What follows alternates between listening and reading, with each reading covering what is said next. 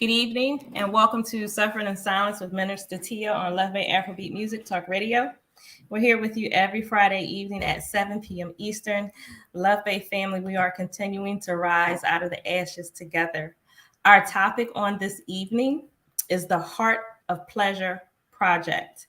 Our co-host tonight is Jennifer Peterkin, who is also host of the Human Experience podcast.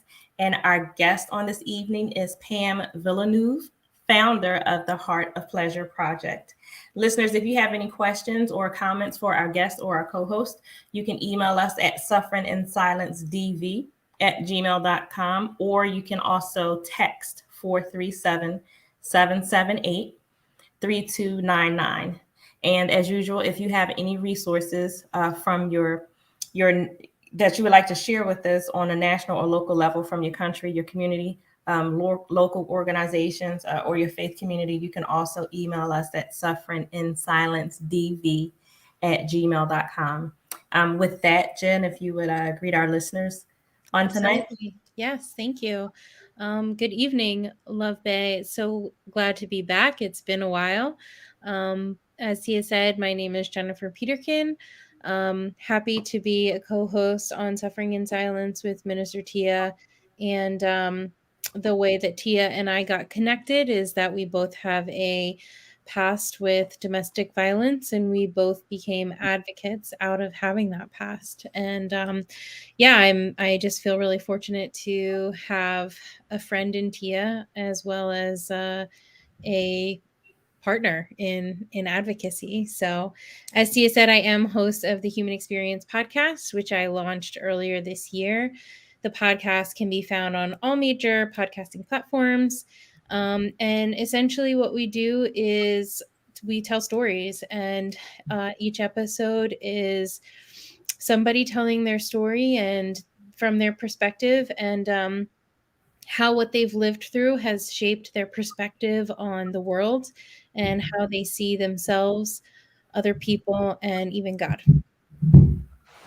Awesome. Thank you so much. And Pam, if you would take a moment and greet our listeners and viewers on tonight. Certainly. Hello, everyone. Again, I am Pam. Sometimes I'm referred to as Mama P here in my home. And I thoroughly enjoy that. I want to thank you, Tia. It's an honor to be here with you and Jen, sharing story and the power of story. I firmly believe that is part of our human experience, and that is what helps carry us into hope. And I learned that a long time back in my story, 34 years ago, when I met the rooms of Alcoholics Anonymous. That was the beginning of a new birth for me. So I think what I would like to do before I get started on that story is I would like to just take a few moments to sink us into our bodies, into that heart and that body, into pleasure. So if you would indulge me, I would be most grateful because it would help me as well. So I'm just going to ask and invite us to all just close our eyes for a minute and just feel our hips sitting in the seat. And that seat is there as grace holding us. Just as that seat is being held by Mother Earth, and we are being cradled in her beauty. And with that, let's take a deep breath in, all the way down to those hips, and feel that. And exhale with a big sigh of grace. Let's do that 2 more times. And another sigh of grace. And one more.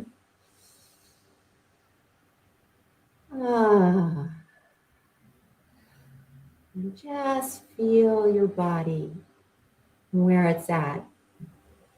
For me right now, I have a little shakiness in my heart center because I'm about to speak about me. And that's a little scary sometimes. So we might feel these things in our body, and that's a good thing. So just take a moment to tune into your beautiful body and what it's speaking to you tonight. Maybe there's tension in the neck. Maybe there's some buzzing in your head. Oh, yeah. And let's do one more thing before we come back to our screen and just give a shake of everything and shake off all the stuff of today. Just shake it off and let it all come out and shake it away. Yes. And let's come back to our togetherness. I'm ready to go lay down. Yes, good. But our nervous system can always use that. Well, I think that's very interesting because that's what I do. That's one of my grounding techniques when I go through flashbacks or a panic attack. Like that's one of the things that I do, like to try to get myself centered. And it's always, it may take a few minutes sometimes, but it always helps me to feel, to get back to me, to get back into the moment. Mm-hmm. So that's relaxing and calming and comforting for me. So I do want to start with sharing some resources, and then Pam, we're going to turn it right over to you. First, we have Pastor Darius Daniels. He's the pastor of Change Church. His website is dariusdaniels.com. You can visit his YouTube channel, which is Darius Daniels TV. We have the Jewish Family and Children's Service. This is in Philadelphia, Pennsylvania. Their website is www.jfcsphill.org. And then we have Home Shalom, which is a program that teaches teens and young adults about healthy relationships. Their website is theadventproject.org/home-shalom. And then we have the Jewish Coalition Against Domestic Abuse. Their website is department/Jewish-Coalition-Against-Domestic-Abuse, and that will take you right to their page. So again, listeners, our topic on tonight is the Heart of Pleasure Project. And so with that, Pam, if you really could start with telling us what is the Heart of Pleasure Project and what led you to create it, we can start there. Sure. So the Heart of Pleasure Project is about meeting our emotions and healing our hearts, getting into our body and out of our head, allowing our minds to follow our body and let our body take the lead. All of the trauma that I experienced in my life was held in my body, and I had no idea that that was where it was. I kept working from my mind only, and I had to learn along my journey that that's where it lies. I have to meet that place in order to be free. Once I meet that place, in whatever way it appears, if it's a charge, a big charge, if it's big anger, if it's big grief, whatever that is, when I meet that charge or I duplicate that charge, it ends up dissipating and I create openness and freedom. And so the Heart of Pleasure Project, I do with a lot of women, and I have done some couples, somatic work to the body, and I am coaching in intimacy and life and our sexuality for vital, healthy sex life. That's the Heart of Pleasure. And we find pleasure in so many different ways, not just our sexuality, but it opens up into all of those places.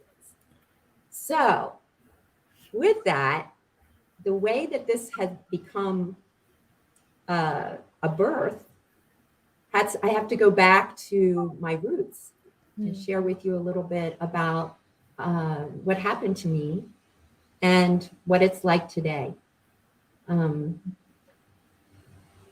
I was born 63 years ago, and I was born to a mom who was very young. She was 19. My dad was 5 years older than her, and it started out rocky from the beginning because she was unstable. Mm-hmm. So I can share with you that my mom was my first abuser, both physically, emotionally, and sexually. And her ancestry and family legacy was a lot of violence and alcoholism. So with that knowledge, today, that has given me a new freedom and a new happiness. At the time, though, I was that child and I was strongly imprinted by what happened to me there. And I didn't know that. And as I progressed into my young adult and teen life, I started meeting with the place of not wanting to feel my feelings, because there were a lot of feelings starting to come up for me from those traumas that I didn't really understand. And so I embarked on the next part of my journey, which was to numb out all those feelings of anger, shame, remorse, all of the things that came along with that trauma. And what I found, what was so interesting, is when I looked at moving into my addiction, what I kept repeating was that same theme. I was the victim in my relationships.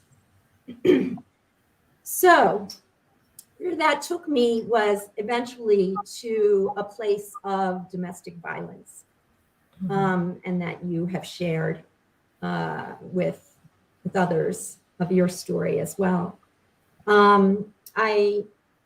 In the end of my drinking and drug addiction, I was stripping for a living. I was in a relationship with a man that was beating me up. I didn't see any way out. My brain was really contemplating either killing myself or killing him. This is where I had gotten to. I remember one particular story. I ended up in the emergency room, and a young intern was tending to me. And he said, "You seem like such an intelligent young woman. What are you doing here?" And I had no answer for him. And that was real shaky for me to hear that. But it wasn't enough to help me at that juncture. But that was just one of many messages that I received along the journey. Eventually, what happened for me in that situation was that person was, I say, divinely removed from my life. He had a warrant out for his arrest and he left the state. So I was fortunate in that. But like I shared in the beginning of my story, that I kept repeating the theme of being the victim.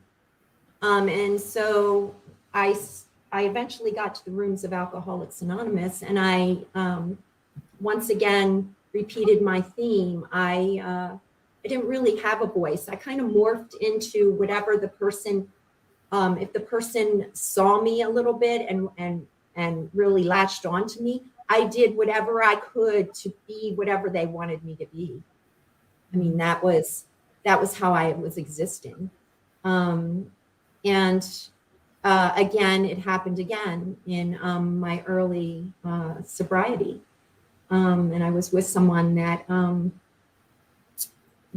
threatened to kill me. And that was different for me, because now I wasn't drinking and using, and I was experiencing some of the same experiences. What I did have that was different at that time is I had started to work with a therapist one-on-one. And that therapist, he was a very strong person, and he helped me through that situation.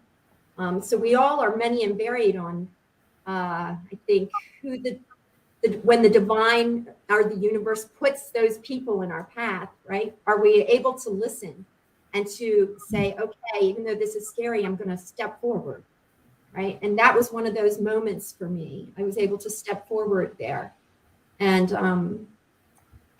get some help, some more help, and get to a safer place. I had to let go of all of the people that I was connected to at that time in my early sobriety. And that was a bit scary because I thought, how am I going to do this now? And I had to forge some new relationships.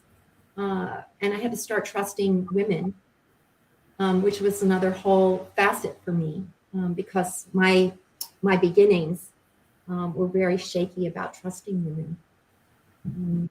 So from that, has grown so very much.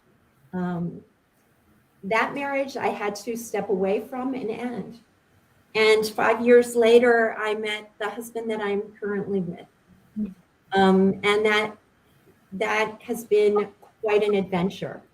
An adventure of growth for both myself and him. He has had to do a lot of healing work as well. With his origins and whatnot. And what was so fascinating about our time together, our life together, has been, I think we started out in a very deep friendship. We got to know one another, warts and all. We were able to talk about a lot of more intimate topics and share. And that, I think, was a good foundation for us to get through all of the ups and downs that we've experienced in our marriage. But there was a time where there was a lot of stress on our marriage. We had, I've had 2 sons. We had a son who's now 27, and then 10 years later, we had a surprise baby. Who was born with Down syndrome and diagnosed with autism. And so that created another whole dynamic in our family unit. Many couples who have special needs children usually don't end up staying together. It's a very difficult challenge. So we had that, and we still had some of our own old wounds that we hadn't faced. And so a lot was surfacing. And we finally came to a place where we hired a coach to work with. And upon that beginnings, I had to make a very strong statement because there was a lot of emotional abuse that was happening verbally, off and on in different ways. And I was finding myself in that same place of not feeling safe with this human, even though there was no threats physically or any of that. I was reliving some of my old triggers. So I'm sure that some can relate to that. It might not be the same circumstances, but we may be reliving some of those things. And so I still wasn't free. So at that point in time, right before the coach, actually a few years before the coach, I said to him, I'm going to go back to getting some help. And he's like, well, what are we going to do? And I said, I don't know what we're going to do, but I know I have to do that. And he wasn't quite willing to do that at that time. So I embarked on a lot of work with my codependency. I did a lot of in-person group work for a couple of years with that. And that set the stage for me to step into unpacking my sexual trauma. Because I had to get to the root of what I shared in my beginning of my story. I had to get to the root of what was going on with me. And that was the root. It started there. So I share that because that's very, very, very important in the work that I do with others today. Getting to the root, feeling what's there, duplicating that charge, and creating openness and new pathways for pleasure, to feel it really genuinely feel it in the body. So a little bit down the pike, when we started working with this coach, I had to step up to the plate again and say to him, I can't continue on in this marriage if the passive aggressive and all of this verbal stuff continues. And he made a commitment and I made a commitment. And from that place is where the rise started to happen. The mentor that I was working with at the time, Alex, who I speak of very fondly, she has since passed from this world. And I talk to her still often. But she said to me at that time, this is the beginnings of the Pleasure Project. Pam, that's what she called me, Pam.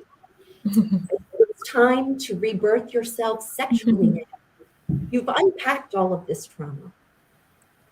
And I looked at her with big eyes and I was like, what the heck does that look like? And she just laughed and she said, oh, Pam, you will know.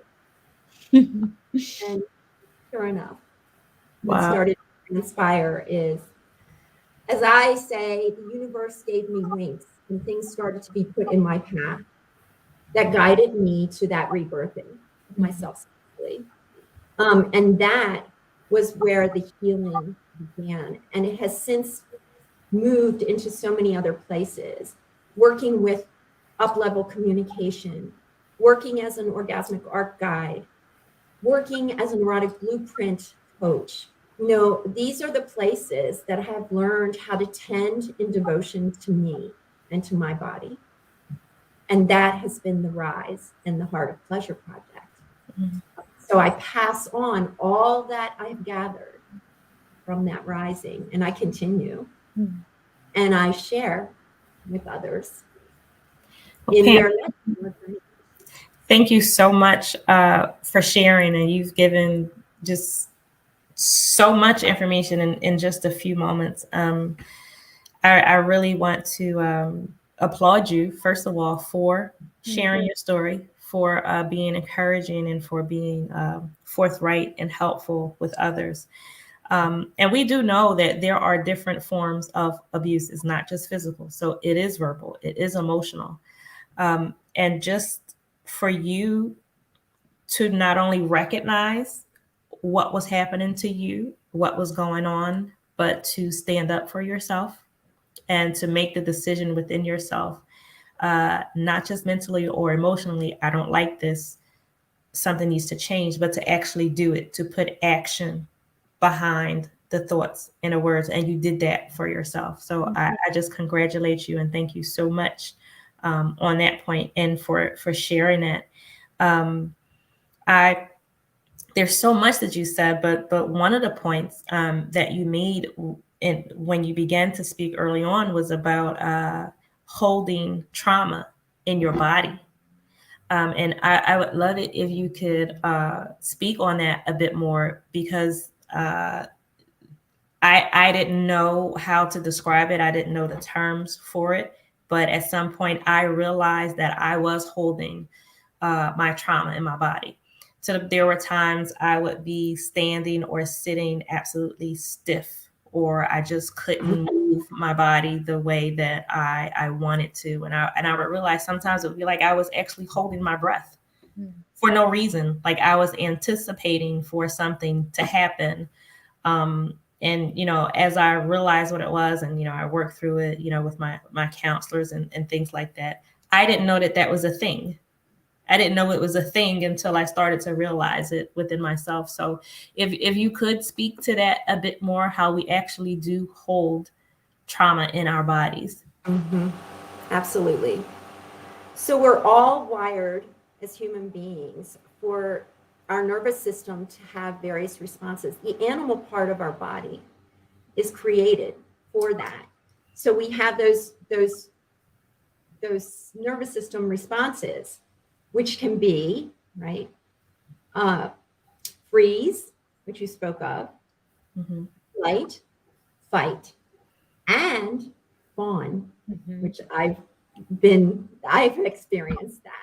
So we're trying to make it nice. We're trying to make it nice and keep it calm. And we're doing everything in our power to on and make it that way. Yep. So these responses, right, are in the body. You can actually feel sensation in your body. Like you said, it can get tense, it can get stiff, right? You can feel tension in the neck. Like I can get a lot of neck tension here, right? And all my veins start to like really push out, right? It's heat, sweating in my armpits, right? All of these are physical responses that are held in the body to trauma. What happens when I work with somebody is I take them into safety first. So we build a real rapport around safety in the body, because that's from that place and that place only is where we can access what's been held. And what arises from that, and what I've had experiences with my own, is a trauma can come up in the form of we feel sensation, we feel anger, we feel grief. The body starts expressing that in the unique ways that it does. Some of us may be yelling incredibly loud, or just sounds might come out, or the body may shake and quiver on its own. It just has its natural response. And we go into that space of the body. In other words, we go into, let's say I have a tension in my heart right here at the chest, right? We go into that space. We really focus the mind into that space and see what comes up. Sometimes it might be a thought, it might be an image, it might be more of a sensation, it might be extreme tight pain, and we stay with it and allow it to move and have its way. So we're honoring that part of us, we're honoring the bodies. And sometimes the image or the thought may be of a past experience. For instance, I had an experience with my hips feeling really tight, and I was holding them, and the practitioner was working with me. And all of a sudden, I just had this swell come up of I was birthing my first child. Naturally, I had no inductions or anything. And I held all of my emotion during that. And all of a sudden, it all started coming and swelling and coming out. But I didn't do that when I was birthing my first child. I held down and bared. I didn't want anybody to hear me say anything. I wasn't going to cuss. I wasn't going to do nothing, right? Like I was holding with everything I had. And when we do that, the nervous system takes big hits on the daily. And that's why there's so many illnesses like autoimmune disorder and all of that stuff, because the nervous system can't keep doing that. It just, it's putting a big hurting on it.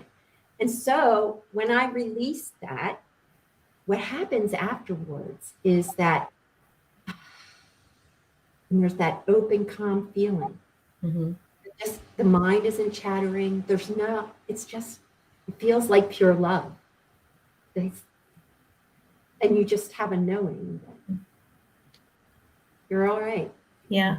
You're all right. And the strength and the beauty is when another can witness you in it. You know, I've taken myself into my own body, but when I have another that's with me and holding me in that, it's very powerful, right? Because we're connected to one another. Mm-hmm. I believe in my higher power is the energy that surges through you and Jen and me is all the same energy. It makes our heart beat, our brains fire electrics, right? It's the same. So I feel like I am you, you are me, whoever it is that I'm meeting today. Yeah. Does that help? Does that give you a real picture of how meeting that can look? I think so. I think it paints a picture, and I the thing about art, if you're talking about painting pictures or photos, we all can look at the same drawing and see something different. You know, so I think that's remarkable. But Jen, do you have a question or a comment for Pam? I'm just really excited to hear you talk about this, Pam, because What you're talking about is somatic release, correct? Am I correct in that Yes, term? absolutely. So that's something that I actually have just recently learned about myself. And I have, been a fan of The Body Keeps the Score for years. And so I am 100% with you on our body holding our tensions and our trauma and the illnesses that we make ourselves sick with, and the connection between mind body. I am 100% with you there, and in fact have experienced more than my fair share myself. But I don't remember how I first heard of it, but somatic release came up recently, and I was like, my mind was blown the first time I saw it, because I was like, you can do that? That's fantastic. Because I think a lot of times where the disconnect is we understand, and anybody that's been through trauma, I think, can understand that your body holds on to your trauma, but then how do you get rid of it? Like, there's no instruction beyond that. So I really do appreciate just the idea of actually moving your body, and I am not an expert in any way. I know almost nothing about this, so I'm glad you're here. But it kind of working things to actually release that. And in my mind, it's almost like a valve that has been like stuck closed, and you're trying to like pry it open to release. And yeah, so it's not something that I've actually practiced before, because again, I'm very new to the idea of it, but I'm excited about it because I absolutely believe that we need to in our Western mindset be more aware of how big the mind body connection is, and how detrimental it is when we ignore what happens in our bodies because of what we experience emotionally and mentally. I think, yeah, it's wonderful. And the more I think about it, the more I realize how necessary it is, because I think, Tia and I have talked a lot about going through counseling, and talk therapy has been super helpful for me. I know it's been helpful for her as well. But that's one piece of healing. And something we always say on this program is healing isn't linear.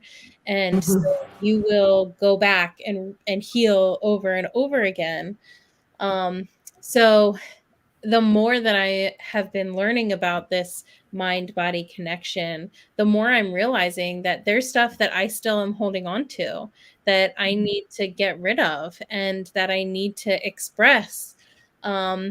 And I do struggle with autoimmune, and I do struggle with pain, chronic pain. And I'm like, man, here we go. Maybe I actually have an answer finally. I've been dealing with this for 10 years. Maybe I actually have an answer. So yeah, I appreciate what you're doing, and where you're coming from. And yeah, I hope that that you continue to do well with it. Thank you. I have a little bit more I can share on that.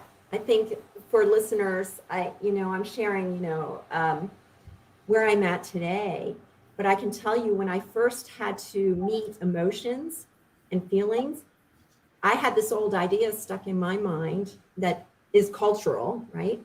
That I am not strong if I'm expressing my emotions and feelings. I do not look like a strong woman if I do that.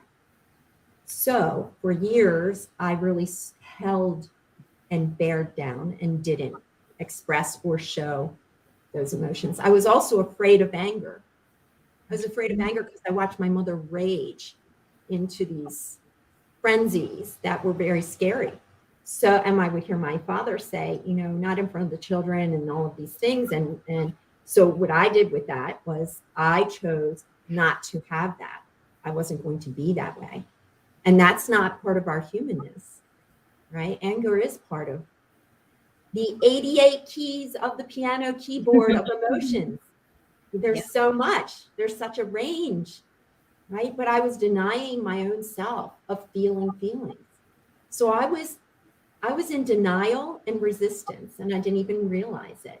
So for me, first I had to I did some little experiences. Like I also teach FEM experiences, which are going on an emotional tour, and just starting to get familiar with allowing a little bit of expression with emotion to come, right? Because in our culture, I met with, you don't want to show that, because then you're looking like you're not in control. So you really don't want to be doing that. Stay consistent, don't show that emotion, and hold it together. Mm-hmm. And so that created stress. For me, I too have autoimmune psoriatic arthritis, and also I'm a herpes virus carrier. Mm-hmm. And so I was flaring all the time because of that holding for a lot of years. Constant autoimmune flares, constant herpes flares, constant.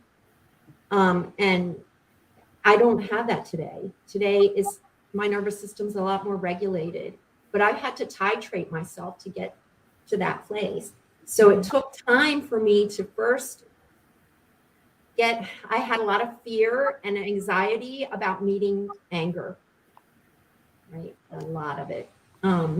So it took some time, and it actually, what helped me was working with other women initially, because they understood and they weren't judging me. They understood these emotions, and they could hold that space, that sacred space for me with that. Mm-hmm. And that was huge for me, huge to build trust, huge to build safety. And that's really, the beginnings have to be from safety. From that, what's so beautiful is we can start to really feel. We can really feel the experiences in our life. We can really feel and smell the smells of spring. We can really feel the tingles in our body when something intrigues us. Right? We can really have a beautiful experience with our beloved, where we're really connecting. And we really feel that connection.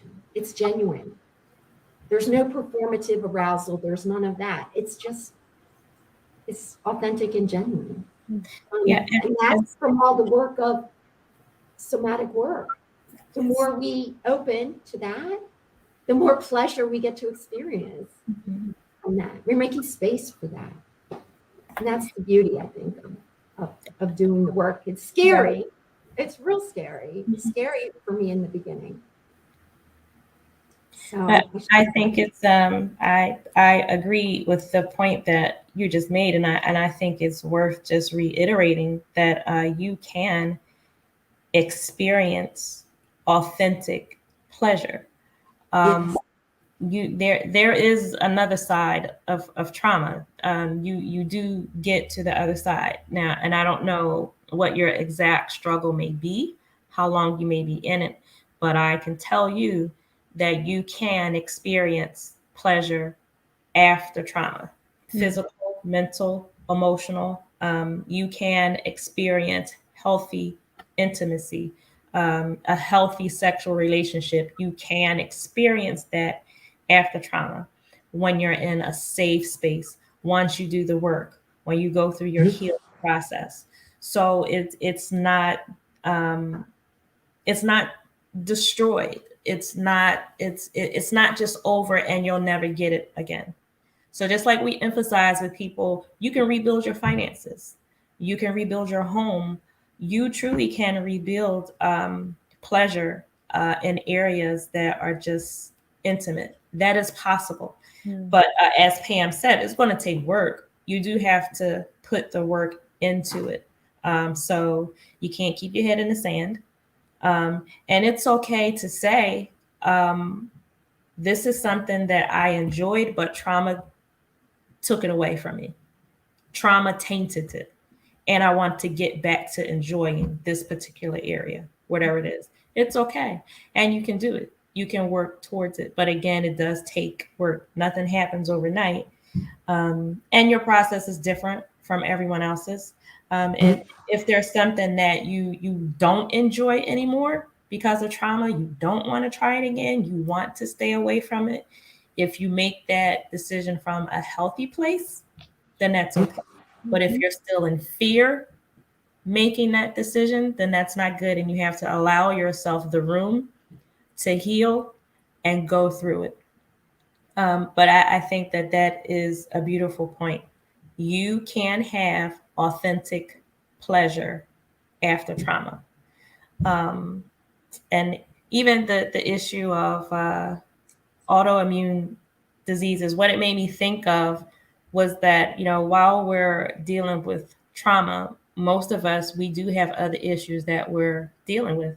I have alopecia, and the stress of what I was dealing with made it worse.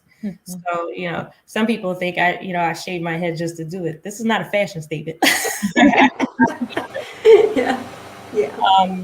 And for me, it wasn't something that was at first visible to other people because, there are different hairstyles and how I did my hair. I could hide it. You didn't know it. And then at some point, I started to wear really nice wigs. But I still had to do something with my hair because the stress of what I was going through, my hair was still damaged. And my hair was like just as long as the wigs that I was wearing, but it was like getting really thin and coming out in patches. And so I still had to do something with my hair. So after some contemplation, I decided to shave my head. And which that's not something you just get up and do. So I'm not advising anybody to just get up and do that. I thought about it for about a year and a half. And I have 4 daughters. I talked to my daughters about it. And they were all for it. They supported me in it. And so when the day came that I finally wanted to do it, I did it. My plan was to shave my head and just, keep wearing the wigs that I had. Once I shaved, I looked in the mirror. I said, "This is nice." I like this. And so that's what I did. But the point being was the stress in my body, and for me, came out through the alopecia. That's something that I had to deal with.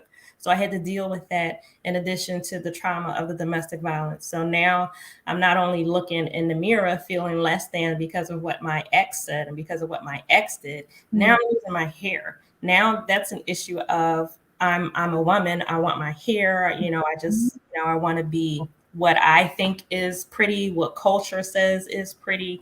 I'm not matching up to that now because my hair is now destroyed. And getting worse. And that's another tool that he used to make me feel even worse. So all of that to say is that we have other issues that we're dealing with while we're going through trauma, and it can make it worse, make you feel worse than you feel just dealing with the person or the abuse. It's a lot, but you can get through it. You can get to the other side. I got to the other side. Again, I am not telling anybody to go and shave your head. Get up and do that. But I am saying there is a happiness that you can have whether you have hair or not, whether your hair is short or long, whether you decide to wear wigs or not. Like this past year, I decided, just to wear my wigs whenever I felt like it. Not in the summertime. No, I can't do wigs in the summer. It's too hot. But I do it because I want to, not because I'm running away from a stigma, not because I'm trying to make myself feel or believe something that I don't already believe in my heart. So it doesn't matter, wherever you are, wherever you're going through, there is another side. You can get through it. You can get to it. And so again, dealing with trauma, we have to deal with other stuff. Some of us we have children with disabilities, or we're taking care of elderly parents, or we may be sick ourselves in another area. I know there are women who are dealing with cancer and dealing with domestic violence. There are men who are dealing with sicknesses in their bodies while they're dealing with domestic violence. It's just things happen and we can feel suffocated and we can feel like the life has been sucked out of us and you feel like that's it, it's over. But again, I just want to stress, you can walk in authentic pleasure, happiness, and joy on the other side of trauma. But I'm not gonna lie to you, it does take work. Yeah. It takes work to get there. When I told my daughters, that I was thinking about shaving my head, they were instantly supportive, instantly. And I was fighting in my mind because I'm like, I'm trying to stand in front of my daughters and say, you are more than your hair. You are beautiful. At the same time, like I wanted my hair. Yeah. It was a struggle, but we have things to deal with. You have to deal with it. And it does come out physically, other than the physical abuse. It does come out in areas. You may lose weight, you may gain weight, you may lose your hair, whatever may happen to your hair. There are things that we have to deal with, but you can deal with it, and you can get to the other side. And I want to say this: you don't have to explain anything to anybody. You really don't. You do what you do for yourself, take care of yourself the best that you can, and you move forward. With that, Jen, do you have a question or a comment? Yeah, Pam, I really appreciated what you said about emotion. And it just made me think of the juxtaposition of that men and women meet when we talk about emotion. So, men are often in our society told, like, don't cry, don't, feel certain things. And so they feel stilted with their emotions. And then women are told, don't get angry, always be polite. And so I think one of the things that, especially in our society, I really appreciated that you identified anger as an emotion and not this separate amorphous thing. Because I think that a lot of times, since women are the emotional ones and we're not supposed to get angry, it doesn't get categorized as an emotion. And so we are all human beings that feel all of these ranges of emotion. And because of the way that we have been brought up, and generationally, whatever, we don't always know how to process them. And I just really identified with what you said about anger, because I remember being in my counselor's office not long after I had left my ex-husband, and just really kind of tiptoeing around the fact that I was angry, and giving me permission to feel that and to experience it, and that it wasn't wrong of me to have those emotions. It didn't make me less than, and it didn't make me bad, And so I think it's really important to highlight the fact that all emotions don't have no emotion has morality attached to it, right? They are our emotions, and they are a full spectrum, and because we're human beings, we can feel them. I think what you do with your emotions matters, and how you manage them. And since a lot of us aren't necessarily equipped or prepared to do so, that's where we get into some trouble with our emotions, and we start doing things that maybe aren't so good, but the emotion itself isn't the problem. And so I really appreciate the spotlight on specifically anger for women. And so here's my shout out. You have a right to be angry. Okay. Things happen to you. You have the right to be angry. Get angry. And honest to God, sometimes it is the first push to start getting you through your trauma. Like Tia said, there are things on the other side of it. But feel that anger, because it's doing nothing for you to pretend to everyone else that you don't feel it, while inside you are literally burning with rage. Yeah. Jen, that is awesome. I think that's a great example that you gave. And I have to say, and I have to be honest, Love Bay, I was on the other end of the spectrum. So I had no problem expressing my anger. I had to dial it back. I mean, I could go from 0 to 100, but I think that goes back to your point of dealing with the root of the issue. Yeah. Because I mean, there were moments where I would be in situations and I would just want something to happen. I would just want in a particular situation, yes, you say something. You just go ahead and say it. Like, but I had to be honest. It was not even about the current situation I was in. It was me being angry with my ex-husband. It was me being angry with the domestic violence. It was me being angry at the fact that I couldn't display my anger towards him.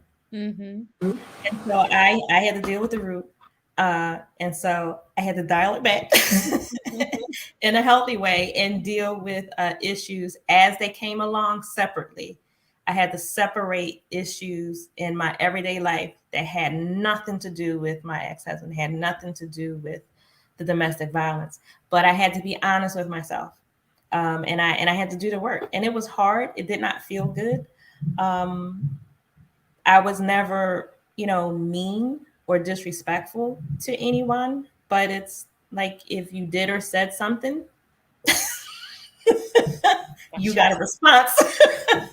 But I had to realize, those responses were not always healthy. And I've said before, even there are some situations where a response was warranted, but not magnified to the point of where my anger took me because I wasn't healed. And I think nothing is wrong with being angry, but as Jen said, you handle it the right way. You do express it, so you don't hide it. You don't pretend, like you're not angry. You don't pretend like you're not hurt. You don't pretend like you're not upset. But you can't be Incredible Hulk either. If a cup is moved out of place. But again, there's I think that's growth, and I think I don't think you can experience true pleasure or happiness if you really don't deal with anger in the right way. So if you don't learn how to express it, not to just be volatile and not to be a little church mouse. You have to speak up, but speak up, in the right ways, in the right terms. But yeah, I don't think pleasure is possible if you don't learn how to handle all of your emotions. Mm-hmm. And I think that's being a mature adult. And then, when you've dealt with trauma, I think that's just the healing process. And everybody's different. It takes time because it took me a minute to identify I'm not angry with this person in front of me. I'm really still angry with my ex-husband. And then I had to learn how to, work through that, how to deal with it. Just to come to terms with that was a lot for me. It really was. To be able to hold my tongue and handle it differently, that took some work for me to do, but I'm in a better place. But again, you can't hide from it. Whatever you feel, whatever you think, it's okay. You just have to handle it in the right way.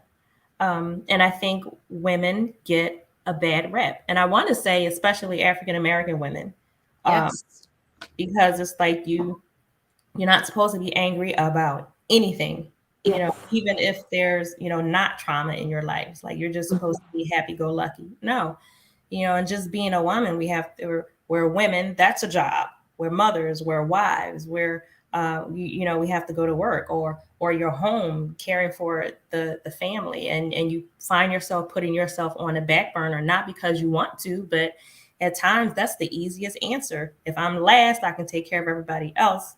And I think that's just culture today. And when you stand against that, it's like you're not heard if you're speaking politely and respectfully. And then you're not heard if you have to raise your voice.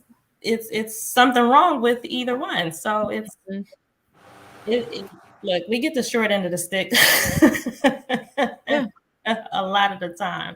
Really? But all of that to say, Love Bae, pleasure is possible. Handle your emotions, the right way. We are just under the hour, but Pam, I do want to ask you one last question that I have. Earlier in the week, we were talking about safety and concern for individuals when they're sharing their stories. Yes. I think good words to use for that would be compassion and care. Caring about the individual, caring about people who are affected by domestic violence and who are dealing with it. How important is it for you to be able to share your story or your experience, even to share your project in your own way, in your own timing, and in your own words? How important is that? I would say that every time I share my story, it lessens the effect it has on me, or the grip it has on me, or the hold it has on me. So when I take that skeleton out of the closet, each time I do, there's more freedom that comes. Mm. And that's the beauty. But it's scary to do that. And also, we have to have discernment. We have to intuitively know when we need to know what safety in our body feels like, so we know when we can share our story. Yes. Right? So when I talked to you earlier in the week, I could feel safety with you. You were honoring me, and I acknowledged that. And I said, I will feel comfortable sharing my story. Mm.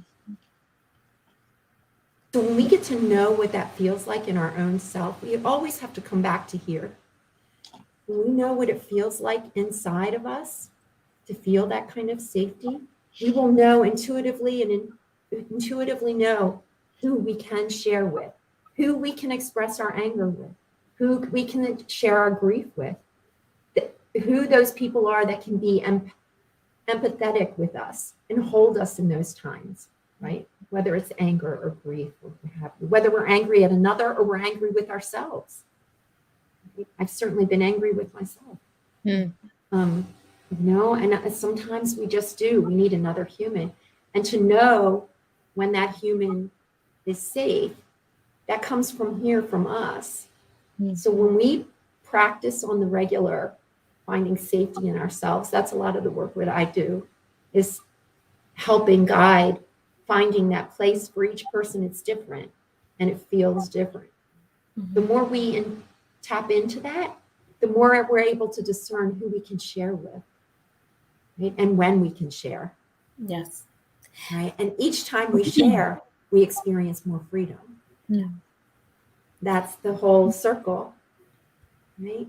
That you spoke of in the beginning. We're always circling. Mm. It's not really a straight line. Never a straight line. Pam, thank you so much for being with us. Would you share your contact information for our listeners and viewers who would like to have more information on your program? Sure. They can find me via email at earthmamap@gmail.com. So if you want to send me a personal email, I thoroughly love to connect with others. Or if you just want to see me, I am on Facebook. My personal page is Pam Villeneuve. You can see myself and who I am, and my family and friends. And also the Heart of Pleasure Project is on Facebook at this time. Awesome. Thank you so much. Jen, do you have a final word for our viewers and listeners on tonight? Yeah, I guess I would just say that our emotions are big. And so sometimes I don't think we get a lot of guidance or a lot of help in how to walk through them and process them. And so we like to kind of pretend that they're not there or make excuses for them. And that's a really great way for your emotions to start creeping up and controlling you, instead of you having control over them. And so, like Pam is saying, just the practice of, understanding your own heart and mind and where you're at and what you're feeling and how you feel safe. I think it's so important, and I think it's such a beautiful way to walk through life confidently in who you are and what you present. So yeah, I would just encourage everybody to take that away from here and start practicing. Awesome. Thank you so much. Thank you, Jen. Thank you, Pam, for being with us. I'm absolutely sure we would love to have you back with us. Love Bay, we thank you for being with us on tonight as well. If you want to catch up on previous episodes from our program, you can visit our YouTube channel, Suffering in Silence DV. Thank you for joining Suffering in Silence with Minister Tia on Love Bay Afrobeat Music Talk Radio. We're here with you every Friday evening at 7 p.m. Eastern. Love Bay, we're rising out of the ashes together. Have a good evening.